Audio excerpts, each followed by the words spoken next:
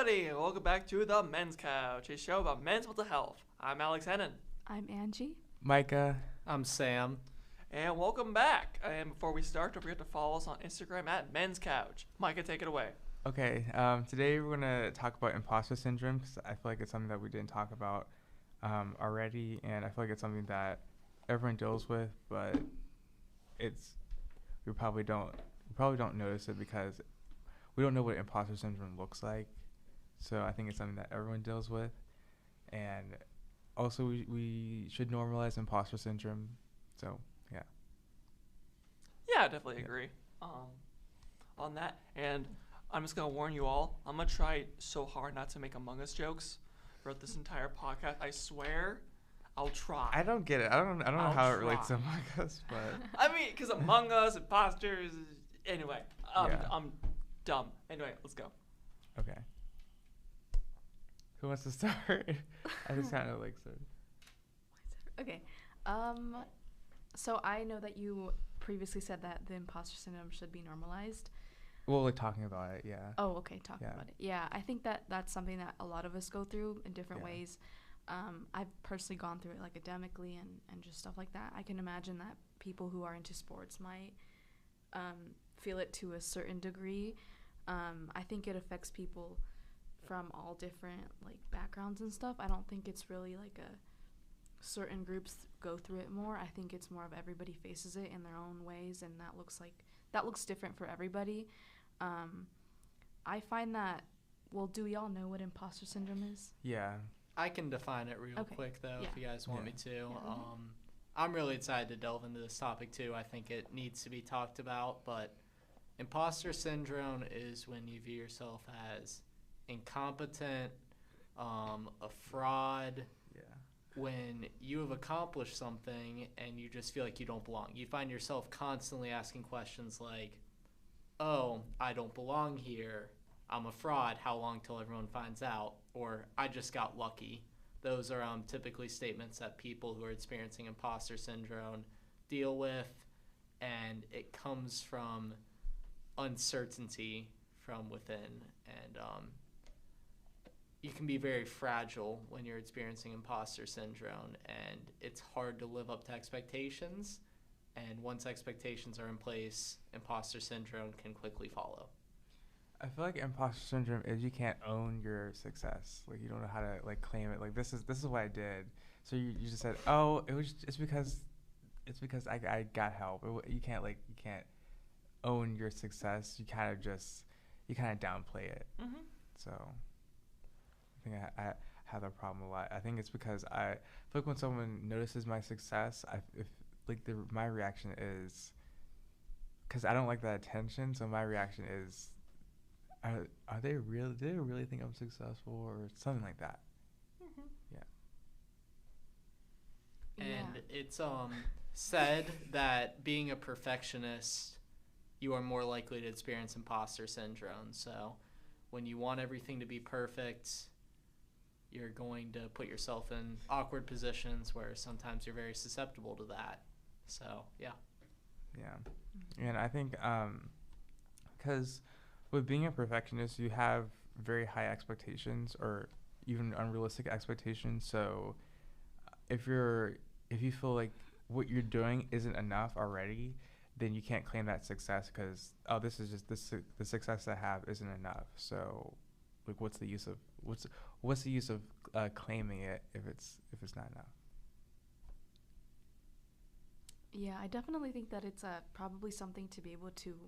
I think it's very hard to tell if somebody's going through that because most of the time, a lot of people who go through it are seemingly like doing well and stuff, and it's more of a internalized principle that a lot of us have because it's like we're doing well, and that's what people see on the outside. But I feel like for a lot of people, imposter syndrome isn't only just about like, oh, like if people find out like I'm a fraud and they see like all this success, but they find out that's not really who I am. I feel like it's not just that, but also the fact that they would probably feel ashamed if people found out how like, I don't know if you can call it insecurity or... If they knew my insecurities, what would they think? Yeah, would they still see me the same way, or would they still see me successful despite like the physical examples of success that you have. Does that make sense? Yeah, I feel like Yeah. there's many aspects of imposter syndrome. It's the self-doubt, and then it's, well, if people really knew me, would they see me the same way? You can have that perspective, and then that, like I said before, that's when people notice your success, then you try to like take the focus off of you, and you can't claim it. And I think sometimes I don't want to like I don't want to. Okay, I'm just gonna say it. So I think sometimes, like maybe sometimes as Christians, sometimes we can say sometimes we can say, okay, it was all God's doing. Like it's true. Like he helped us with our gifts and success, but I feel like sometimes we can't see that it's also, I don't know how to word this It's very hard to word without. without like being I've controversial. I don't tried. want to like. I've tried to, and it's not about being controversial because it is valid. But sometimes, like if you word it the wrong way, Yeah, people it can don't come out get the wrong people way. don't get the right Yeah. idea, and they think that you're just being like you're just an ungrateful, arrogant person. Yeah, But it's not that. Not what that is. I think it's what you're trying to say is that People like, try to take, because they think it's prideful to like own their success. Like maybe they're afraid of seeming too prideful. Like that's my fear. Like I'm afraid of like, oh, I'm being too prideful by saying this is like what I did. I mean, I think when you pray and stuff, and when you pray for like something to work out or for God to like work in your life, you pray for His help. Yeah. And you pray for Him to give you the abilities, but right. you also have to want it. Yeah, Does that make sense? there's like a aspect of you Like there has choosing, to be willpower. like a will when you choose, you work with Him to choose. Yeah. Because like something my dad always says is that like my family's very, very Christian. I've grown up that way, and something my dad always says, knowing like from beforehand that I've always been academically I placed a lot of importance in my academics, and something that he's always said to me is that you can pray for like God to give you wisdom on tests and stuff, but you can't expect Him to help you if you haven't studied. Does that make sense? Yeah. You can't Right. like pray for the answers to fall from the sky. You have to put in the work, you have to study, Yeah. you have to work for it. And yeah, I know what you mean by that. Yeah. I feel like we worded it better now that we kind of elaborated on it. Yeah, I but- mean, I don't think it's bad to Yeah. give him credit Oh yeah, for- that's definitely for- give Him praise for what goes well, Yeah. but you also are valid to recognize your own hard work. Yeah, and I think for me, it's kind of like hard to recognize when someone says, "Oh, thank you for helping me." Like just now, I was helping Dimitri like with his project, and I kind of felt weird. It's not as weird as it did before, and he pointed this out too, and I think he kind of said something a little bit. I don't know if it was you, but someone said, "Okay, you have a hard time." Like when someone says thank you, you have a hard time like owning that, like what you did for them. And it I don't know, I guess like the imposter syndrome has to do with that, because it's like your view of yourself is that you're not worthy enough of that praise, kind of. It's like you don't it's like you're not worthy Yeah. enough of that And praise. you try to like rationalize everything. 'Cause, Yeah. like from what you were saying, you were helping him, and sometimes people are like, when they're helping others and with stuff like that, they're like, oh no, like it was just in a book, like, you know, and they try to like, or no, it was just like this was already there, Yeah. but it was there, but who read it, you know, like who helped get to that resolution, you know. Yeah. And yeah, sometimes you feel guilty for like receiving praise Yeah, that or guilt. receiving compliments or receiving like appreciation, because you feel like you try to rationalize it by thinking, oh, it's not hard, like it was there, like it wasn't anything to do with me. And that probably does root from imposter syndrome, not feeling like you are worthy of receiving praise even for little things. And imposter syndrome can be when you accept a new position of something, whether it be I don't know what's a good example. So say like, remember how I talked to you, said like, my mentor said, or Gary, I don't know if you know Gary, but I've heard a lot about yeah, okay. So Gary said, okay, you should be president of your class. I was like, what is he talking about? Like, I'm not, well, I can be president. And stuff like that, where you kind of like rationalize away from it. And it's like, well, you don't feel that you're able to do everything that in your position, either in the position that someone is calling you to do or in a position that you already are in. Whether it be sports, I don't know much about sports, but whether it be sports or just, I guess I can relate to marching band because, like even a marching band, it's like, well, am I really doing good? Like if Anthony would like compliment us with like symbols and stuff, it's like, is it really good? So it's kind of like that doubt.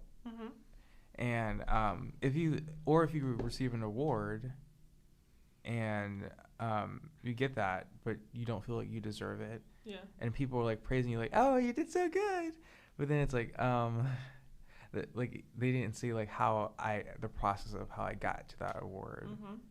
So it's just, yeah, this is difficult. It can be difficult. So, but I think there's a way out of imposter syndrome, and I think a lot of that involves dealing with just accepting that your skills are unique and they're not like everyone else's, and you should accept that. You shouldn't have to hide that. So.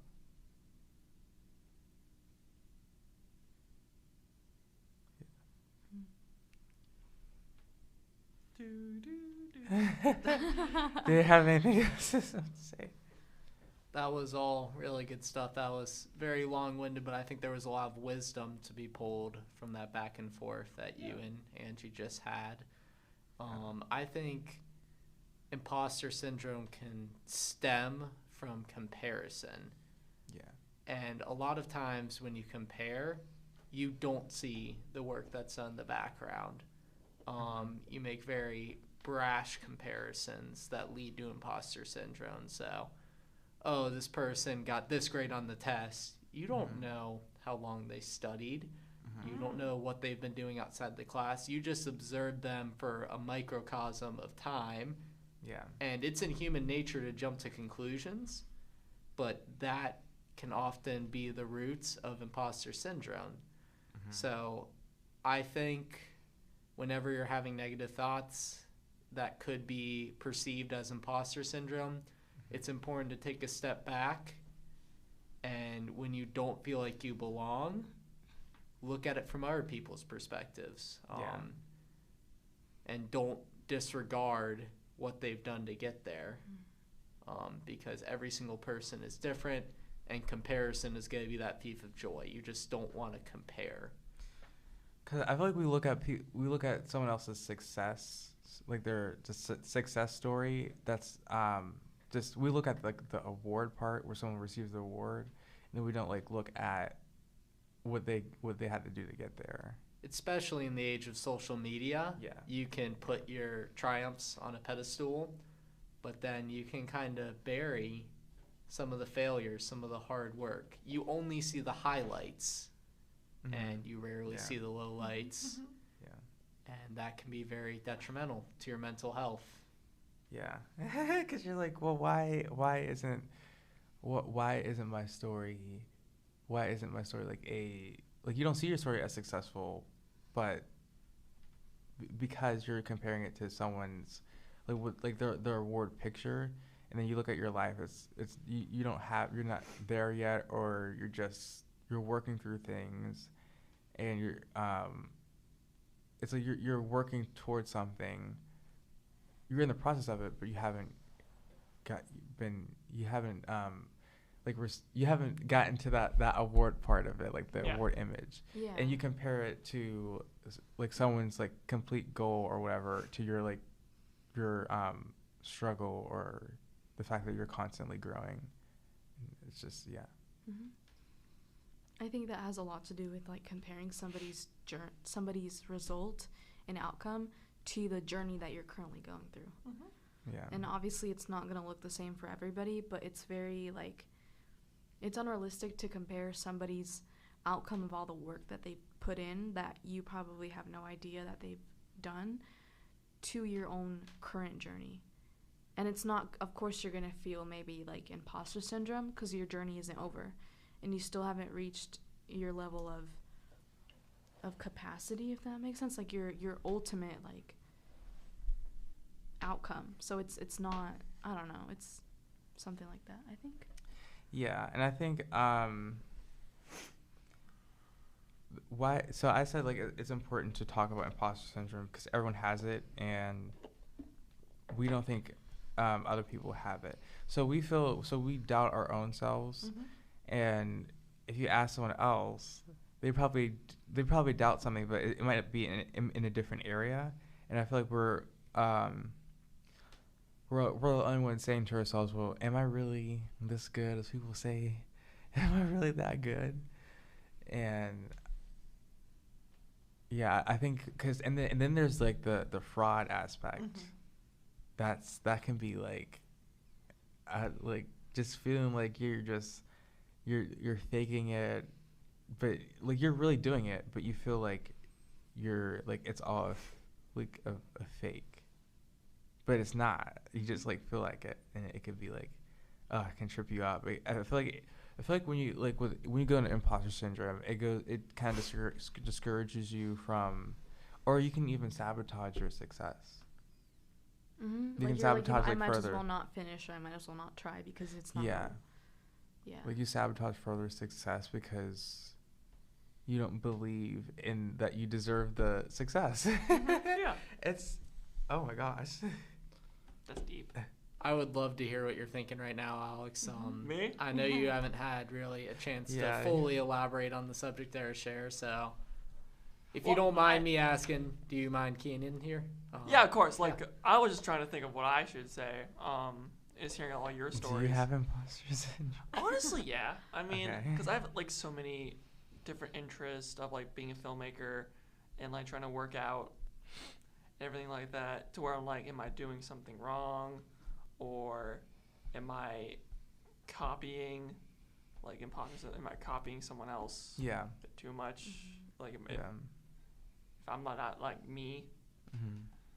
you know. So it's like it's kind of hard to explain a little bit. But Is it like something along the lines of you feel like your success is just like shards of other people's? a little bit, yeah. Yeah. Okay. Something like that. Interesting. Yeah. Or you just feel like when someone maybe watches your film, you kind of feel like, I don't know, I wouldn't say embarrassed, but like you feel, if someone praises you for your films, it's a good, It's a good funny thing, film. Yeah. But you're just like, was it really that good? Are they saying it just to make me True. feel good? Was Well, it there's really that good? also like, have you guys heard the saying like you are your biggest critic Yeah. when it comes to certain things? Yeah. Yeah, I guess could that also be a part of imposter syndrome? Yeah. In a way. Yeah, I think it's a part of imposter syndrome because Because it's Yeah. it's basically criticizing your own work and your own abilities. So you're the critic says that what I'm doing is not enough.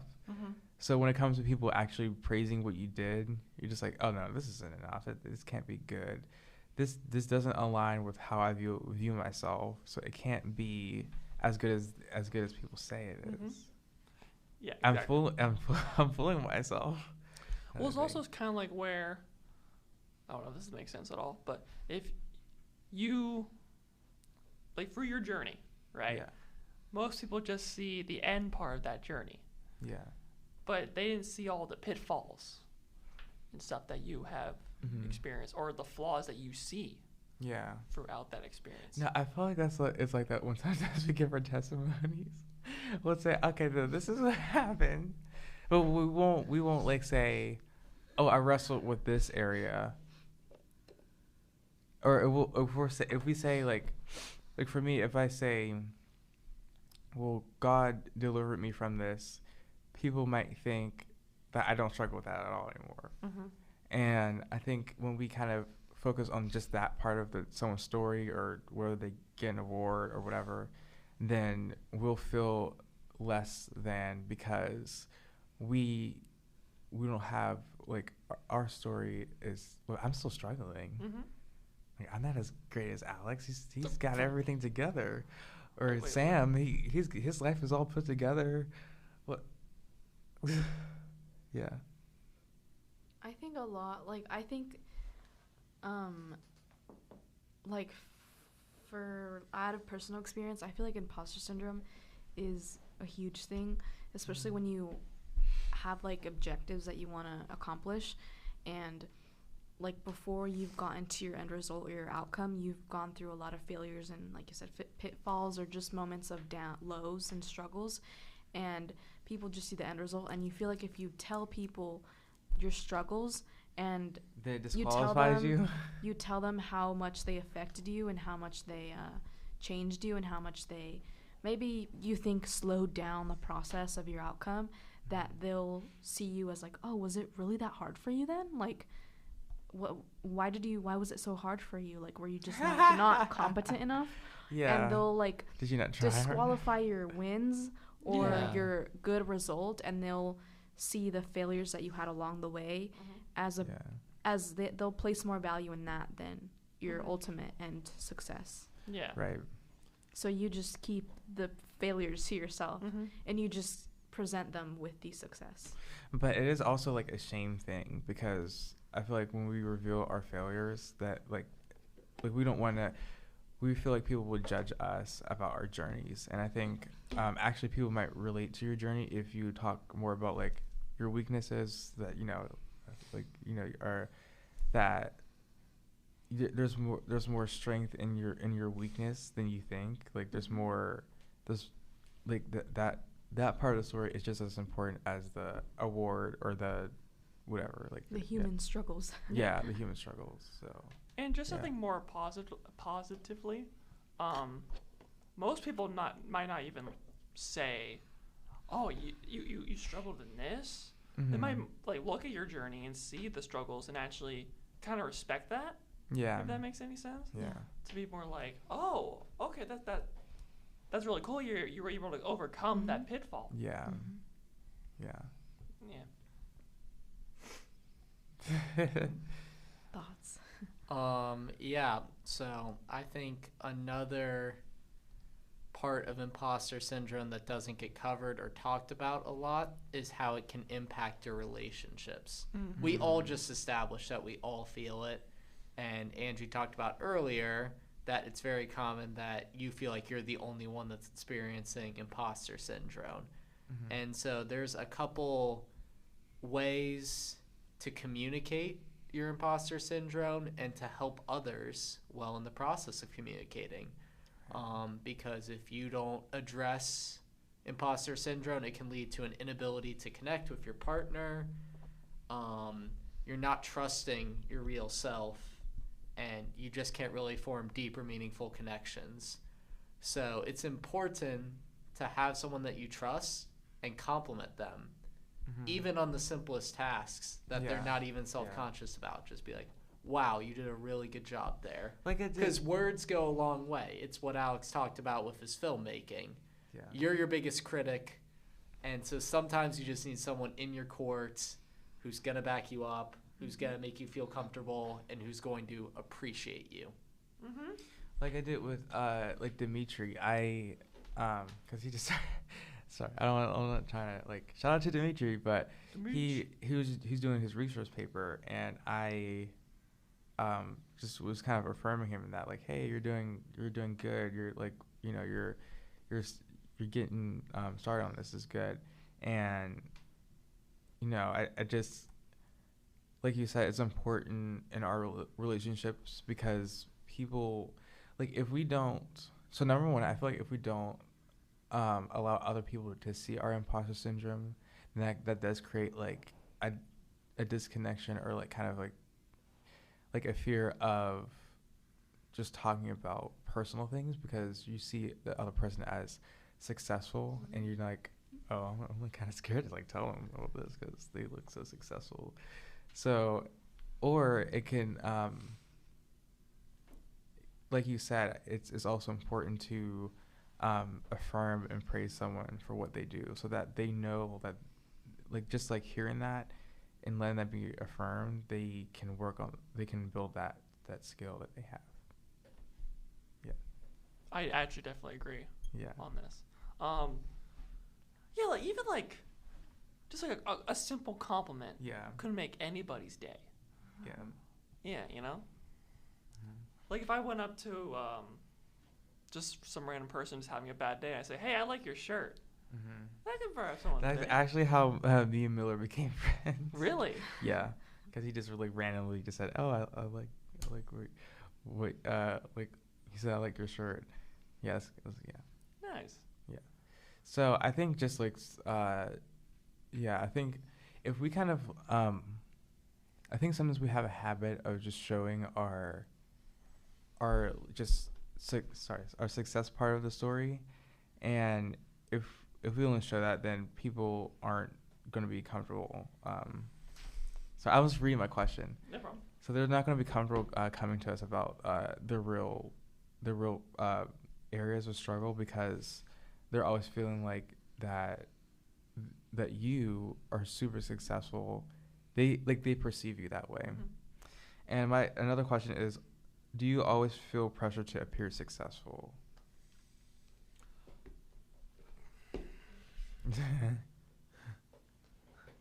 I guess in a certain way.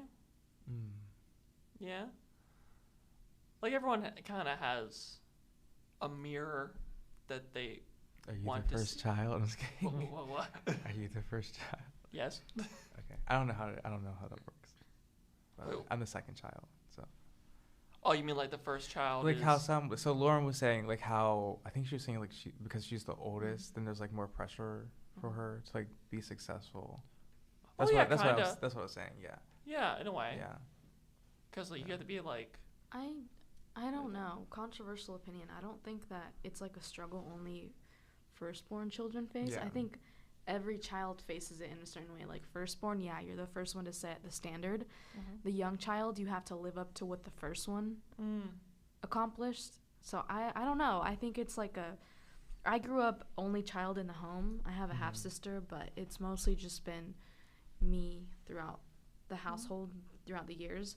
So I don't know. I feel a huge pressure, especially with family, to like appear successful. I think I've talked about this before on the podcast, but I'm first gen to go to college, so. Wait, I kind of didn't know that. Or Yeah. forgot about that. I was like, oh. Yeah, so it's Dang. a lot. Okay, you have a lot of pressure. Good Thanks. job, though. Yeah. Thanks, guys. You have a lot of pressure and there. often like maybe like your family doesn't always understand, and you can't blame them. I don't blame them for maybe not understanding a lot of things that go into it. Yeah. And it's difficult because you feel the pressure to appear like you're doing, like everything is going fine and you're getting things done, especially when you've already set a standard for what you've accomplished and your goals, and especially when they see you as like a strong-willed person, if you have setbacks or failures along the way, you feel like they're going to begin to doubt you and your abilities. Oh my gosh. And like they're going to doubt if you'll really accomplish what you have set for your life. So I think there's definitely a huge pressure to appear successful, and obviously that comes with imposter syndrome when you yourself know that it's not an easy journey and you go through things constantly, and you feel like if you shared that, they would be like, oh, What's I thought, going on? yeah, like, What's are going you on? okay? Like, do you think you can still do this? Like, do you think you'll accomplish? And then that leads to more doubts. They ask those questions. Yeah, because Yeah. then you begin to understand that maybe they are beginning to doubt you. Yeah. Because, like, Yeah. for me, especially the like, family gatherings, like, how are the grades? I was like, I don't like it. Well, my granddad, like, mostly asked that question, but it's like, Yeah. don't like that question because, I don't know, it's just, because it kind of, like, considered, like, trigger, like, my perfectionism and doubt, because it's always just like, oh, they're all fine, and it's just, you know, but what if it's not? Like, what if I'm, like, have, like, a C? Would you still, like, doubt me? It doesn't mean, like, there goes into that question, like, or do I doubt myself? So it's more of, yeah, because when you kind of have like this streak or of being just successful with like academics and stuff, then, or you're just known as like the smart one in the family or whatever, then you're always gonna feel like that's the expectation all the time. Whereas if you just slip up, oh, I got an E in this paper, but you're the smart one. What's going on? So it's like that, where you doubt that because based on one tiny failure. Which is another thing about like failing sometimes. Like, I feel like sometimes for me, like I kind of like sometimes I like define myself by like certain failures. Mm-hmm. I think that's another like ditch I can fall into. Yeah. Yeah. Definitely. I actually did have a recent experience of like kind of what you said when it comes to grades. Yeah. Because I think I mentioned math on the podcast. Math is definitely my weakest subject. Yeah. And I didn't do too hot on the last test. And when my family members asked, hey, how are your grades going? And my grades are fine. Yeah. Like, I have all A's and B's right now. Do they know about the test? Oh, God, no. And that kind of made me think of the math test and how math for me would be going forward. And it kind of scared me a little bit. Yeah. I'm not going to lie. And over the course of college, I made mistakes a little bit. But when it comes to failures and being like a perfectionist or something like that, my dad said this quote one time to me, and I kind of stick with it because of being like mistakes. If you make a mistake, just pick yourself up. It's just something like that. Mm-hmm. Yeah. And I kind of live by that a little bit because when I fall down, like especially when I was younger, I would kind of like beat myself up about it. Yeah. Forever. Now I'm trying to be like, oh, I made a mistake. Okay, laugh it off a little bit, learn from it, Yeah. and just adapt. Okay. Was there a moment where you flipped that switch and you were able to be more secure about how you viewed failure? I can't remember like the exact moment where it kind of switched, but there's definitely been like recent events to where like, oh, okay, this happened. You just like accepted it. Yeah. Mm-hmm. See, that's the area that I struggle with is when I make a mistake, then that means that means you define yourself as like, then there's something wrong with me based on just that one mistake that you made. That's where I say like the shame part of it is you make the mistake and then that means I'm really not, and then it goes into imposter syndrome. I'm really not capable of this because I made that one mistake. But you don't count the whole thing. You just like focus on that one mistake and you just you don't count your other successes. Yeah, because I think we all have at least one mistake in our past where even if we think about it, we go, ugh. We've made many mistakes. Oh yeah. Every single person. Yeah, same here. Including the ones listening. I can imagine. Yeah, we're watching you. What? Yeah. Yeah, I think everyone has that one mistake that like almost can trump over all your strengths and accomplishments. Or every time you think about it, you like cringe a little bit. Oh my. Yeah. But we need to look at the past and, I mean, like kind of laugh it off in a sense. I mean, depending on what it is. Or find something to learn and pick up and not. Just learn. Like, That's all I was saying. yeah. Or don't define yourself by that mistake you made. Maybe just a result of what was going on in that context. You made, you didn't pass the test because I don't know, we pulled an all-nighter or whatever. So and I think it's sometimes hard. It's very hard to do that, to make those connections, to not connect a mistake to your identity. Because imposter syndrome, I feel like, is also about how you view yourself and your identity of, like, if you see your identity as, oh, I'm just always going to be successful, or you expect that from yourself, then when a mistake happens, then it all comes crashing down. Yeah. So if we have like a more realistic version of ourselves is, I expect myself to make a mistake in the future, but I think the problem is how am I gonna like recover from that? And you see it's more like humility. Like you see yourself as like I'm not too like perfect or good for making a mistake. Yeah. And also like recognizing that you're not above the ability to be able to learn. Yeah. Yeah. Mm-hmm. Yeah. Mm-hmm. I think what two of my roommates actually said yesterday. No, it was actually two that I probably haven't mentioned on here because normally they aren't the wisest. Every single thing they say, I'm just like take it with a grain of salt, whatever. It's very interesting. They're very funny people. Yeah. I wish as like a psychology major I could do an analysis on them. They're interesting. Names Ben and Tanner. I was talking to them about golf. They're the two golfers that are in our suites. And they said you don't win golf by getting an eagle and then blowing up the next hole. They said you win just by hitting par and just doing it over and over again. So that repetition, which I don't know if they're trying to make it a metaphor or not. They might have just been literally talking about the round they were playing on the day. But that's what they said, and that kind of stuck with me and resonated with me. Do the things that get you a par in life. Don't hyperfixate on the highs like an eagle and then blow up. And if you have a bad hole, forget about it. Relax. Recenter yourself. That's how you move past imposter syndrome.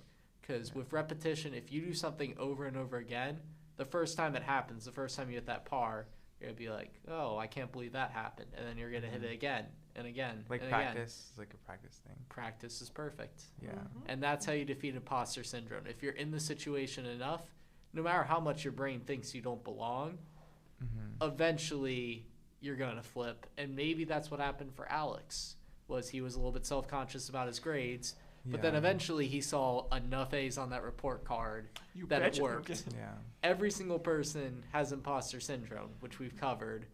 And so sometimes the answer, which is not the answer that the viewers want to hear and the listeners want to hear, is you just got to do the thing. And you got to feel the success. And be like, and reaffirm yourself and know I can do it. So hit for par. I think that's like the answer is to, like do the thing, because if you don't do the thing, then you're agreeing with the imposter syndrome. So I feel like doing the thing is that's proof that you're not agreeing with the imposter syndrome. So. Fight back against the imposter. Does anyone have anything else to share? I think we've unpacked a lot. I think we covered a lot. I'm glad we kind of like unpacked it, because I think we can go further with this, but we can like save it for another. Yeah, you don't want to be a dead horse. For sure. Save it for another day. Yeehaw. And I think it's important to mention, too, to all our listeners out there, solar eclipse today. Oh, yeah, the solar eclipse. I forgot about that. Hopefully this podcast is still running to the next solar eclipse. You betcha. Oh, yeah. 20 years later. 20 years later. 2044? 20, something like that. I'll be like 38. I'll be 40. Well, I don't know. I'll be 40. And I'm you'll scared. probably still be experiencing imposter syndrome even I'm before. scared. Maybe I'll have a full beard. Like I don't want to be old. I'm already old. I'm 19. Imagine. I'll be 20 like in September. I think we might be spiraling. It's like a midlife crisis. 20 years later, the men's couch just got open to welcome to the men's couch. Yeah. The old men's couch. Lowest voice possible. The old men's couch. Oh, so now you mentioned men. We have like a couple minutes left. Okay, so I think with men, the pressure to be successful and if you're successful can be very detrimental to our mental health, because that's when imposter syndrome is sort of stigmatized, because we're like, oh, you shouldn't have imposter syndrome. You shouldn't like doubt yourself. It's kind of like that. Or men don't have doubts. They're always the strong one. Yeah. Kind of thing. Well, do you know what the phrase of "you shouldn't ask a man about his salary"? Have you ever? But now I do. Yeah. Well, I think that's sort of. Do you know what I'm talking about? Yeah. A little bit. Yeah. I think that it's like a competition, imposter syndrome sort of thing, or if you don't make this amount of money, then you're not. you're not. Yeah. It's like, I Yeah. think we Alright, talked yeah. about that Something on like the that. last podcast yeah, about like how men feel insecure when it comes to like that. competition. Mhm. Yeah. Yeah, competition. Yeah. Yeah, but it's like an imposter syndrome. Like, I'm not making enough money. As Alex. Huh? As Alex. Oh, I'm not Yeah, as I'm not as strong as Sam.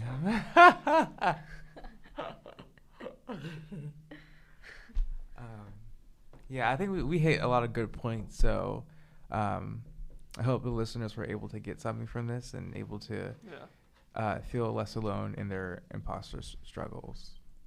Mm-hmm. All right. Great episode, guys. Alrighty. We will see you guys tomorrow, basically. Yeah. Thank you. Alrighty. Bye. And don't forget to check us out on Instagram. Alright, we'll see you all next time.